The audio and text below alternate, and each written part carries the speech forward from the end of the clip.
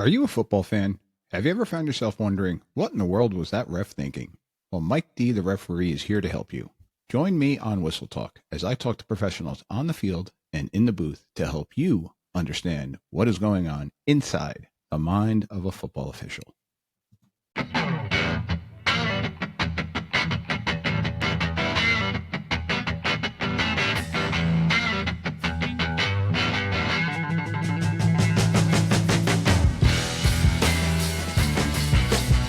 Welcome back to another episode of Whistle Talk. Coach Chip, Coach Daniel, what's happening, fellas? It's another glorious day, Mike D. Another glorious day. Very Red nice. Sox are bottom of the AL East, but they're coming up. The Yankees are giving them some help, so, you know. You had to go there right away, huh? I had to. Last time I completely forgot, Mike D. I forgot. All right. I mean, listen, they laid the smackdown on the Yankees. Well, actually, I can't say that Boston laid the smackdown on the Yankees. The Yankees laid the smackdown on the Yankees. That was just horrid. But gave you all the help you needed. Willier was just throwing the ball to New York from Boston. Chapman couldn't close out to save his life. Like, it's all right. But I got one thing going for me. We're not the Mets. There you go. Coach Chip, what's happening with you, buddy? It's all good, man. Just hotter than 9 miles of hell down here in West Georgia. Yeah, and for those, we're recording this on Tuesday. For those up here in the Northeast, too, and you're going to be listening to this on Wednesday, make sure you're staying hydrated because it's supposed to be, what was that saying, Coach? Because it's coming up here. Hotter than 9 miles of hell. Yeah. Yep, we're getting that. We're getting in the hundreds up here in New Jersey and the Northeast and, all that other fun stuff here. So, but we also got the humidity with it, which is just oh so dandy. So, yeah, I will be staying hydrated. You'll see me. I got my big flask here. Hydration. Yeah. Look at you. Put it on the merchandise shop. We got to have some stickers. Don't say we never gave you anything because we're sending it all up the East Coast. It's going right up there to you, brother. Yeah, thank you. Keep the humidity. I'll deal with the heat. You can keep the humidity, but all right. So, gents, you ready for the kick game tonight? I am. I did my homework. Stuff. Good, because you're going to have to help me out here. Because the kick game is the one part of the game that all officials are going to tell you are going to mess them up in some way, shape, or form. So, tonight we're going to dive into Rule 6, kicking the ball, fair catching, the kickoff, the free kicks, the scrimmage kicks, the touchbacks, the fair catch. And ladies and gentlemen, once again, this is where our crazy stuff's going to happen. So let's dive in. We got a bunch of slides here, a couple video clips that we're going to show today. And let's get going with Rule 6. This is, again, one of those rules where I'm going to reinforce to everybody that are listening, my officials that are out there. Read this rule again. And when you think you know it, read this rule again. And then hit rewind and play this episode again. And then rewind it and play it again. And then when you're on your way to the first game, play it again. These are the ones that really come back to bite us in the ass and make us look bad as a crew when we make mistakes on these plays. Please do, especially if you're officiating in Georgia, because we don't have that kicker this year. So we're going to be real creative with our kicking game, if you know what I mean. Onside. Yep. He can kick it high, too. Ooh. All right. I said I wanted to kick it so high it comes down wet. Well, with the humidity we're going to have up here, that's not going to take much. All right, so definitions on Rule 6. We're going to talk about a kick. Going back to Rule 2 here, 2-24-1, an intentional, underlined, and italicized, intentional striking of the ball with the knee, lower leg, or foot. A free kick is used for kickoff, following a safety, or a fair catch, free kick. Okay, and that's 2-24-3. And our scrimmage kicks are 2-24-4, any kick from in or behind the neutral zone during a down, such as a place kick, a punt, a drop kick may be used. And kick ends when a player gains possession or when the ball becomes dead, not in player possession, 2-24-2. And we say this all the time, a kick is a kick is a kick is a kick. Because until it is not a kick, it is still a kick. So we want to make sure that we know that, because when we start talking about enforcement and different things like that, did it happen on a running play? Did it happen on this? Was it a kick? We want to know it's still a kick until it becomes possessed. So muffs are still a kick when we're talking about that. Hey, I got a question. Go for it. I've been doing the math. Between the three of us, we've got over 80 years in football. Have y'all ever seen a ball intentionally struck with the knee? I have not. Me either. I've seen it whiffed. Well, when I read that rule, I've seen the ball kneed on accident. Like Yep. with a Yeah. ball. Maybe What you're they- like, well, I've never seen one either. So I didn't think you would have. probably there just to cover, like, the kicker drops the ball wrong and now he's off his knee and the other coach is screaming and Yeah, I think it's one of those coverall type of things. It must have happened somewhere, or it wouldn't be in there. Well, or I'm a going to double guess. amputee. I'm Let going to 'em guess get- it was down in Oklahoma, where Daniel's from, in Tornado Alley. Somebody tried to punt the ball in a tornado, and the ball was spinning and hit them in the knee. Could have been. Could have Should have been. been. All right, so the kickoff and other free kicks. So who wants to take this slide? I got you. All right. Free kick lines. So free kick lines are always 10 yards apart. A scrimmage line for each team. Unless moved by penalty, K's free kick line would be their own 40. So K40 for a kickoff. R's free kick line is the 50. Once again, 10 yards apart. K20 for a kick after a safety. R's would then be the 30. And it would be K30, so 10 yards apart. And then through spot or fair catch or awarded fair catch for free kick after the fair catch. So you Yep. could spot it wherever it needs to be. Yes, sir. Punt cannot be used for free kick other than after a safety, which is, I'm glad, is in the rule book, 'cause I think we discussed that before. Yes. Why don't you do that, or why would you do that? K can kick from anywhere between the hash marks on their free kick line. The referee has the authority to move free kick lines both to compensate for field conditions. I would love to see an example of that at some point, Mike, because that one's kind of... And then once K selects the location, they cannot move it unless otherwise allowed via 4, 3, 6, and 7, which we covered a little bit in the last episode I helped you on, but I'm sure we'll get to it later. Yeah, and with this one, we're not seeing it too often right now, because instead of moving the lines, say kicking from the 40 to now kicking from the 45, and then the 10 yards would be to the opposite 45. The referee does have the ability to do that because of field conditions, but what's more often happening is if they're a right hash team, they may kick off from a little bit off the right hash, or different things like that. I can't tell you when I've really seen it that the 40-yard line has been a complete and utter mess, that maybe they kicked off from the 39 or the 38.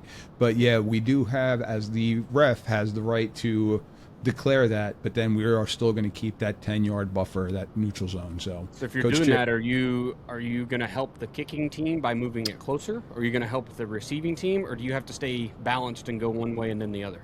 So that's a great question, which is why we try to move it laterally instead of forward and back. So I've got a scenario, y'all. Mike, you may remember we talked about this, I think, when I was on with you last year. We played at a place early in the season. It was the hottest football game I've ever coached in. Their fire ants were so bad, they had to move. Remember I told you they moved it Yeah. to different hashes? They had to move the kickoff. Because we told the officials, we said, listen, we kick from the hash. We kick from the far hash toward our sideline, sky kick it. And I said, we can't do it. And they said, well, just move it in. I said, no. And so they said, I'll forget it. And they moved it to the 45. Well, the other coach said something, you're giving them 5 yards. He said, no, I'm not. He said, they're not kicking it in the end zone anyway. He said, it's your field. You should have took care of the fire ants. all right, so there's your answer. That is a scenario where they will move the kick line. And I can imagine another one be down here when we have the hurricanes, that it gets so chopped up you can't do it. But Yeah. you know. And again, though, to go back to Daniel's question on who we going to reward, because even if you're not kicking it into the end zone, your kicker is still kicking the ball 5 yards deeper on the field than where he normally would be kicking the ball from. So do you penalize the team by pushing them automatically back and now have to get in possibly another first down? So that's why we try to do it as best we can to the lateral side of the fields instead of forward and back. And if we do move it forward and back, Coach Chip gave an example. Well, it penalized the home team because they didn't take care of their field. Exactly. All right. Oh, I'm going too fast. All right, so here we go. We got a quick picture here of our neutral zone. Okay, ball being kicked off from the 40-yard line, right hash, and you see the R is at the minimum of 10 yards behind. Note, couple things really quick. Nobody is touching the line of scrimmages. Okay, your neutral zone, so nobody is on the 50-yard line. You have to be offset from the 50-yard line, and K has to be behind the 40-yard line, and also to say to this, K has to be within the 35-yard line before they start their approach. The only person that can be deeper than the 35 is going to be the kicker himself. And you will see scenarios where, with the surprise onside kicks, and I know Coach Chip can attest to this, where you have multiple people attacking the ball to kick the ball. Well, if you're going to do that and bluff with one, the person that does kick the ball has to be either inside that 5-yard, or let me rephrase this. Everybody needs to be inside that 5-yard buffer, right? Because if one person's out of that 5-yard buffer, they have to kick the ball. They have to be the kicker, correct? Correct. Hey, now I know the answer, but go back to your picture, because this has come up before. Because nowadays, traditionally everybody puts 5 guys on the front line. Mm-hmm. But here lately, you're seeing 4 with 2 not too far behind them, almost like 6. There is no rule. Now, I think I know this. There's no rule how many. You can put all 11 of them up there, right? Correct. If you're dumb. Just as long as you're behind that 10-yard neutral zone, you could have them all there. Because we've had people complain about it when you do something different. They go, they don't have enough, or they have too many. Okay. And if you want, you can move them all the way back to, say, your own 40-yard line, which then you're going to surprise onside kick the ball every single time. Right. We used to do it. It was an automatic if we saw a team was at the 45 instead of the 50-yard line, that we surprised onside kick them, get them. And that's when you had offensive linemen typically being your front line guys in the high school game, where you wanted them to get a little bit more depth as they're setting up their blocks, and they just didn't have the speed to get the depth, so they cheated them back. Well, when they cheated them back, well, you gave us more green to try to get that onside kick. All right, Coach Chip, free kick formations, the penalties. 6-1-3 and 6-1-4. After ball is marked ready for play, and until ball is kicked, no player can be beyond their free kick line other than kicker or holder. Penalty is encroachment, and they blow the whistle immediately, right, Mike? Yes, sir. 5-yard penalty. All right, no kicking players may be more than 5 yards behind K's free kick line, except the kicker. No foot on or beyond the line 5 yards away. If a player is more than 5 yards behind line, he must kick the ball. Penalty again, free kick infraction, and it's only 5 yards. And now with both of these, I'm going to tell you, we're doing our darndest to get them aligned beforehand. Mm-hmm. So that's, as the umpire in the middle of the field, I'm with the kicking team. I'm actually, in New Jersey, we changed our mechanic. I'm actually behind the kicker now. And I'm monitoring, I'm setting the players up, making sure that they're in the right spot, and I'm making sure that they're not behind. Hey, move up, can't be on the line, move up, just scooch up. And then I got somebody else that's on the line of scrimmage to make sure that they don't break the line of scrimmage before the ball's kicked. Sorry, Coach, continue. And in another example of the rule makers trying to keep a man down, Yeah. when the ball is kicked, at least 4 of the kicking players must be on each side of the kicker. So no more overloading one side for the onside kick. Penalty, again, free kick infraction, 5-yard penalty. Yes, sir. And again, all of these we are going to kill before it even happens. So once and that's actually, again, going to be with me, the umpire, along with the referee's help, of seeing if they run a guy late behind the kicker. So if they're 4 kicker 6, and as they're going, somebody from the 4 side starts running over to get behind the kicker. If they're behind the kicker, I'm letting it go. But if they cross the kicker and now make it a 3 kicker 7, I got to throw that one, and I got to kill the play there. And you do. Now, if they just line up wrong, will you throw the flag? I'm going to get them. Like, hey, just move over there. I'm going to move them over before we start. I'm get preventative officiating in that aspect, because 90% of the time you don't see this in the varsity games anymore. It's the JV games, it's the freshman games where the coaches don't know it, and they're going to have the kicker on one hash and 10 guys on the opposite side for the onside kick. So they just don't know this rule. But we're going to try to get them set where they need to be for the most part. Also, just so people know, if you have a windy day and you need somebody to hold the ball, that holder counts into the count. So if you're a righty kicker and you have 40 your left, and now you need one of those guys to come over and hold, it's got to be somebody from the right side, because if you bring somebody from the left side, now you've got 3 kicker 7. So it's got to still align in that aspect. And that's nitpicky, but that's what the rule states. All right, and there you go with the formations again. And again, this one's standard. It's 5 kicker 5, middle of the field. This one's the easy one. We all know it's special teams, it's kick game. It's never going to be this easy. All right, touching and recovery of free kick 6-1-5. By the receiving team, any R player may catch, recover a free kick in the field of play. Can advance unless an R player has given a valid or invalid fair catch. R can catch and recover a free kick in K's end zone. Say that again. R can catch and recover a free kick in K's end zone. I don't know how the heck. Now, is the reasoning for this rule because we have the touchback? If the ball breaks the plane, then it's a touchback, right? Correct. So is that what we're doing? Is just saving? Like, we absolutely can recover this thing. If it's not an automatic safety, or there's nothing automatic about it. Correct. So if you're I should say most commonly, but the only time I can truly see this happening is if it's after a safety and you're kicking the ball off and it's a super windy day and you punt the ball really high and the wind catches it and blows it now backwards, which I have seen in the kick game, but it blows it back far enough that it goes into your own end zone. R can jump on that for a touchdown. Do you remember the video that was making the rounds last year where somebody was kicking off from like their own 1 yard line? I don't. It was crazy. I think you and I talked about it. It was a year or two ago. And and everybody was talking about it. All the comments were it must have been a boatload of penalties that moved it back. It was like on the 2 or 3 yard line. Yeah, I do recall it now. Yes. Yeah. And I can see that, what you're talking about, absolutely. Because, down here in the Egg Bowl, Mississippi State Ole Miss game about 30, 40 years ago, there was a field goal. And the video's out there. You can find it on YouTube. That ball went through the uprights and blew back the other way.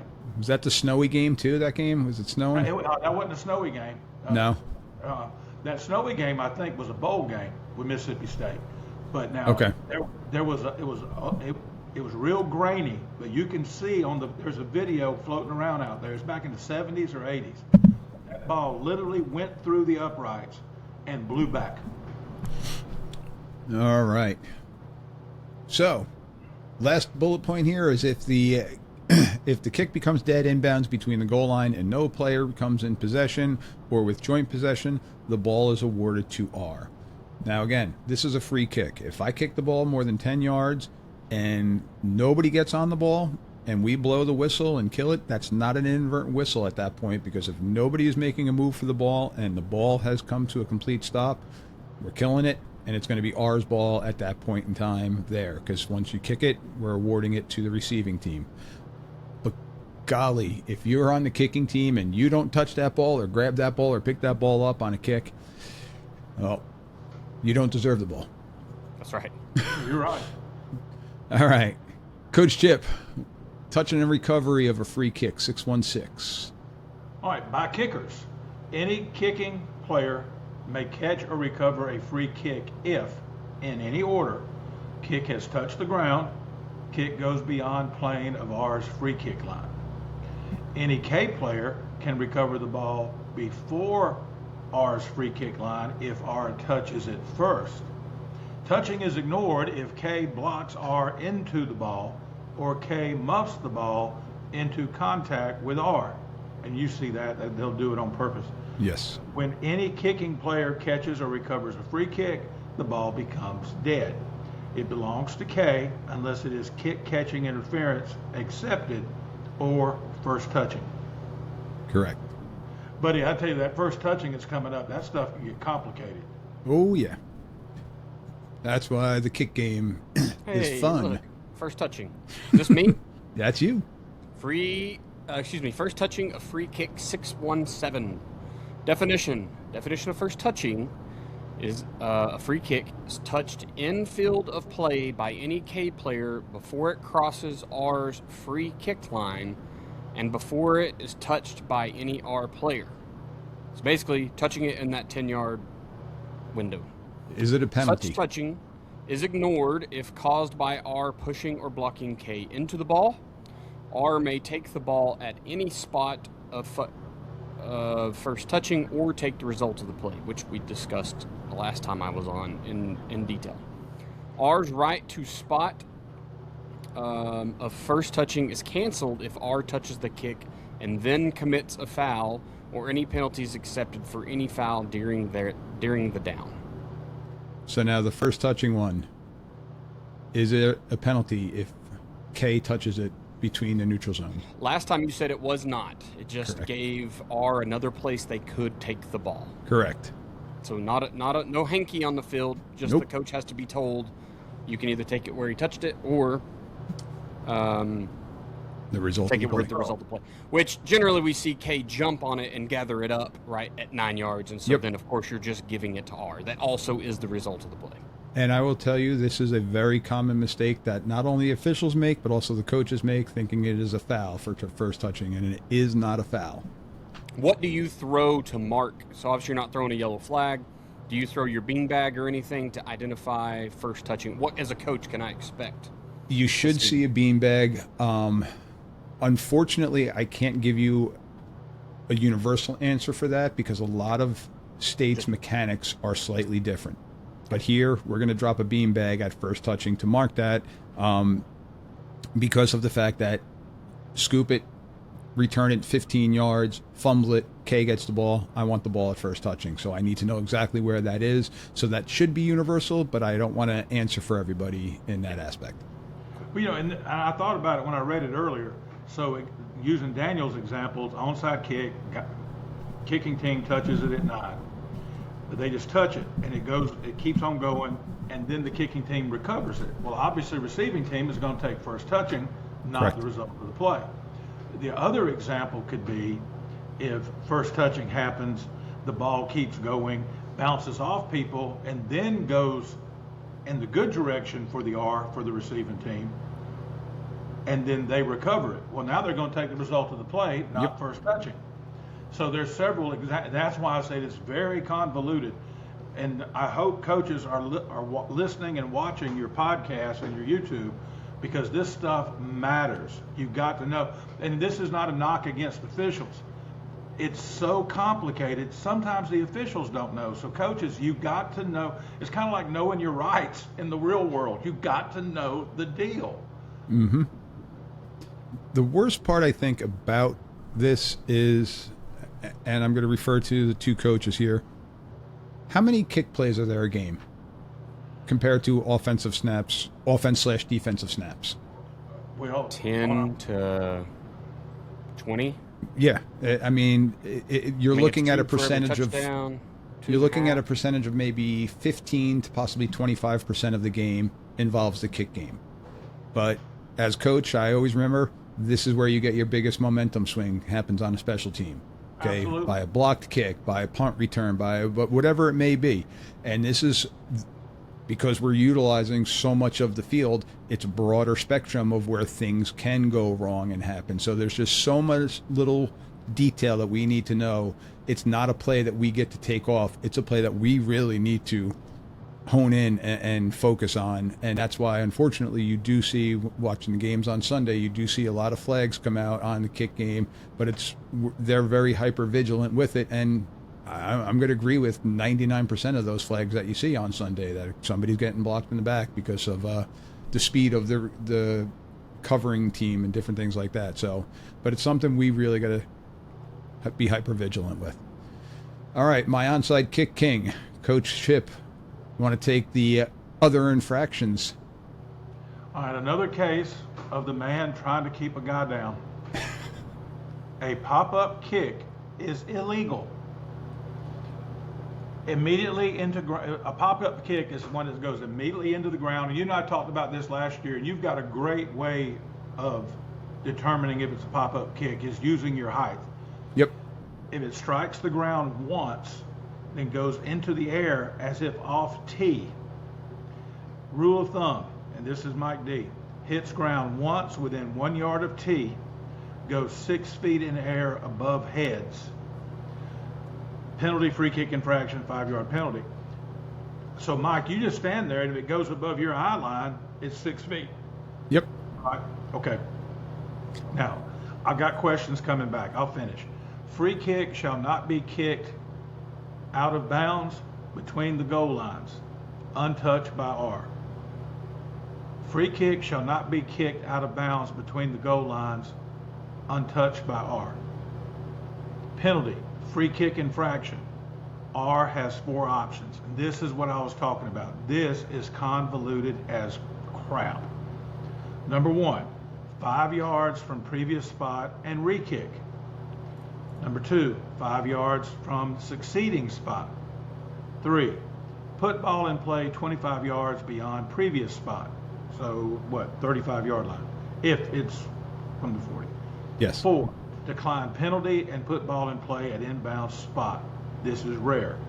If touched by R, the receiving team, then kick goes out of bounds. R gets ball at inbound spot. No foul. All right. So let's go back really quick to the pop-up kick first, Coach, and then I'll get to your questions with it. That's it. So the pop-up kick, again, this is something that me as the umpire, if it's an onside kick situation, I'm behind the kicker. I've got 2 officials on K's line, 2 officials on R's line. My sole thing now is once I get everybody aligned, is I'm focused on that football to make sure it's not a pop-up kick. And again, this is to prevent injury, because if you go back to what we talked about with what an onside kick is, the recovery by K may recover a kick if it has touched the ground and goes beyond the plane of R's free kick line. So that makes it good. But now with the pop-up kick, it's hitting the ground once, and now if it goes up 10 yards, 10 feet in the air, whatever it may be, and now you've got somebody standing there staring up at the ball was grounded first, and now they're looking up at the ball, that guy is free game to be absolutely clobbered. So that's why they took this play out of the rule book, because they want to prevent that. And again, going back to my days playing and my days when I first started coaching, our onside kick team had 3 fullbacks right where the ball was going to be kicked to, and they did not care about the football. They were not there to recover the football. They were there to go bulldoze and clear the space for the skill guys that have better hands to get that onside kick. And when you did the pop-up kick and you had somebody staring up in the air, they were getting a helmet right underneath the chin and making highlight videos. But now, no longer good. But here's my question. Go ahead. No, go ahead. You finish your statement. I thought you were done. So this is another one of those plays where I see it, I'm blowing it dead right away. I'm not even waiting for that contact to happen. I see that ball elevate higher than my eyesight, and again, I'm 6'3", so that's why I use that as my goal. A lot of people will just use the higher than the helmets of the kicking team, or possibly even R. They use that as a reference point, but whatever your reference point is, kill it right away, because we don't want that contact happening. All right, here's my question.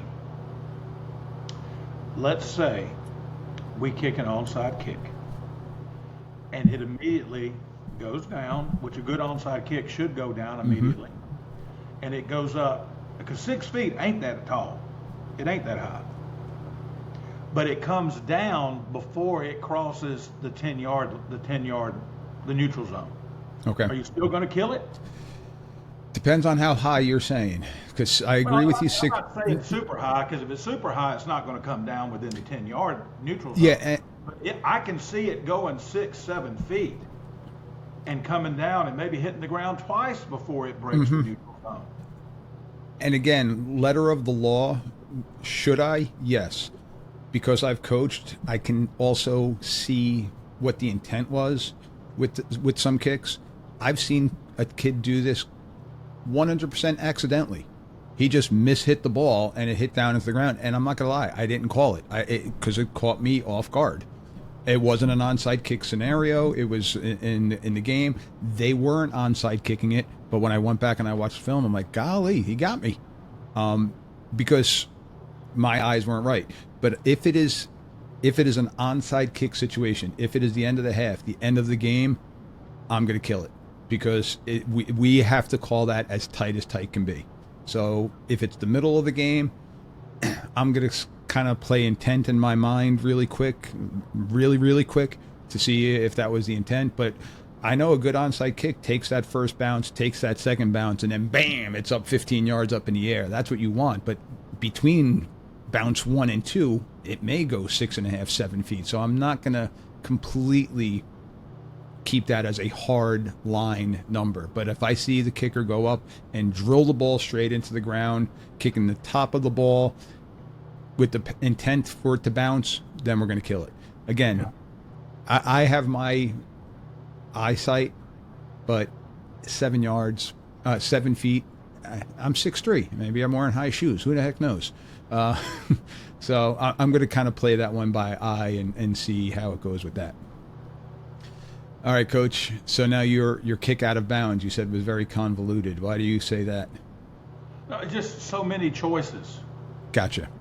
And what I'm saying is there's no right or wrong answer. It depends on the situation, like who touched it, who recovered it, or whatever. Yep. The different, that's why I'm saying it's convoluted. Anytime you got 4 probable scenarios, that's convoluted to me. Well, and it's something that we have to... It's not the rules poorly written. It's just there's so many choices. Yep. You mean choices in the outcome? Because the penalty itself is not too No. right? These 4 choices. You got... Yeah. The 1, 2, 3, 4. That's what I'm saying. And now the referee, bless his heart, has got to come explain to the coaches, all right, here's your choices. And you try to explain it in such a way that it's going to turn out beneficial for them. So and again, coaches learn the damn rules.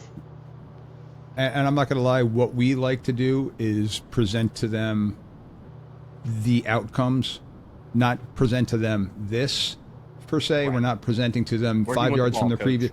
We're trying to say, okay, Coach, you could take the ball on the 35-yard line. You could take the ball went out of bounds at the 25. You could take the ball from the succeeding spot plus 5 yards. So you could take the ball at the 30-yard line. You can back them up 5 yards to re-kick.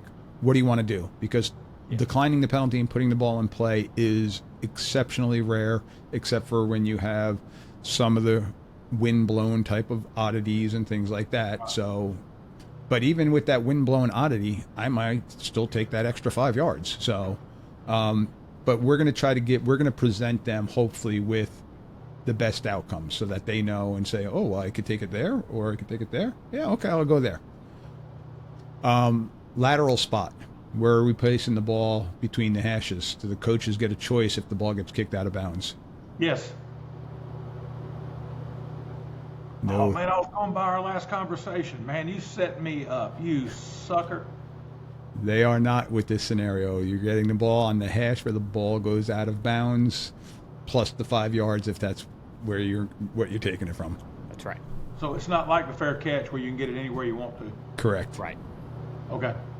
And again, a lot of coaches and a lot of officials don't know that one. But as an umpire, I'm in charge of lateral spots, so I got to know those things. Kind of rule of thumb, if there's a penalty on it, that's probably staying where the penalty marked it, right? What do you mean?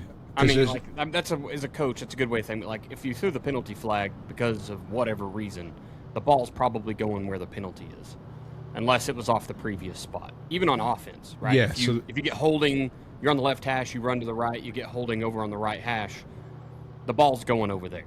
Like, the penalty takes the ball places. So that's another way to think about on this kickoff return. The ball goes out of bounds, a flag comes out for a penalty. it locks it to that hash. And the kick game, in essence, yes. With the run game, we're going to talk about that one with Rule 9 because there are a lot of different choices, and they've made it easier there now. There is a bunch on that one. But, yeah. Yes. But they have made it easier, but it is something that we're definitely going to talk about with that. All right. And what we were just talking about are realistic options for the free kicks out of bounds. And we're going to try to give the coaches these. Ball goes out anywhere from R30 and beyond, just before R's goal line. R first and 10 at the 25. Advance the ball where it's kicked normally from the 40-yard line. So with that scenario is you get it 25 yards from where the ball was kicked off. So if it's off of a safety and you're kicking the ball from the 20 and you kick the ball out of bounds, the receiving team can get the ball at the 45-yard line of the plus. Or K, re-kicks from the previous spot minus 5 yards. If the ball goes out anywhere from the 30-yard line forward towards K's goal line, you're probably going to want to take it plus the 5 yards of where it went out of bounds. So this one we need to really get a mark of where the ball did go out of bounds. So if I kick an onside kick and I'm kicking from my 40 and the ball goes out of bounds at my own 45, they're going to take it at my 40 because we're going to advance it 5 yards from there. So it's basically you're going to use that 35-yard line from a ball kicked from the normal 40-yard line spot as what's going to delineate, hey, coach, you get it 5 yards from here or re-kick. So things like that. We're going to try to give them the simplest choices. Thank you. Welcome. All right. Me. I'll take this one here. When would R decline the free kick out of bounds penalty? So here's a scenario for you. K, kickoff at K's 40-yard line. K attempts an onside kick. The ball is bouncing at the K 45-yard line where it hits K 22. The ball continues to roll and goes out of bounds, untouched at the R 48-yard line. So our options here now, because it went out of bounds, and remember, a kick is a kick is a kick, because there was no possession gained, 5 yards in re-kick, so K is going to kick off from the 35-yard line. 5 yards from the succeeding spot, which is going to be R first and 10 from K's 47.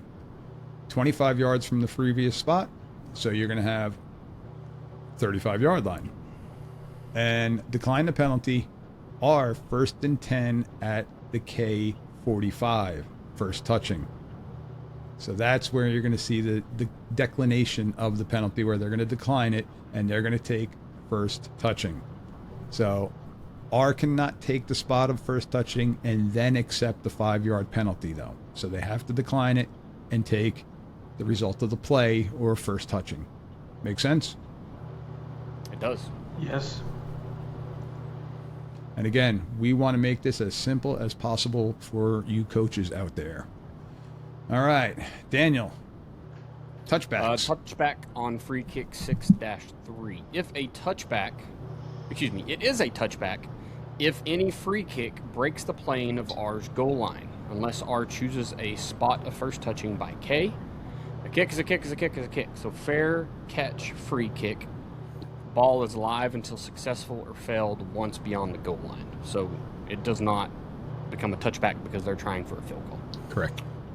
If any free kick becomes dead in K's end zone while no player has possession, it is a safety or touchback determined by 852 and 853. Safety forced by K via the original kick or a muff. Touchback forced by R via a muff or bat after kick has touched the ground. So when we get into force and oh man, that's a whole other conversation. Yeah, that's a whole episode itself on just force. All right, Coach Chip, easy one here for you. Thank you. Replaying free kick down 6-1-8. Free kick down is not repeated unless foul occurs prior to change of possession and acceptance requires replay. Free kick out of bounds, receiving team choosing option to re-kick, and some other fouls. There is a double foul. There is an inadvertent whistle. These are when the free kick is not repeated unless. So a double foul, that's offset and penalties, so that's the same. Yep. It's Re-kick. consistent with the rest of the game. Yep. Inadvertent. Oh, that's why you gave it to me. You can't say that word. Nope. Got him. You're a quick learn, coach. There's an inadvertent whistle, which is a replay too. So you don't give them a choice on that one, or is it a choice? Because, during the course of a regular play from scrimmage, they get a choice. So there's no choice. If we're going to talk possession with this one. Okay. So due to the length of this episode, I'm going to be cutting this episode halfway for Rule 6. We're going to stop here at this point, so be ready to listen to the remainder of it next week as we continue at Rule 6 on the kick game.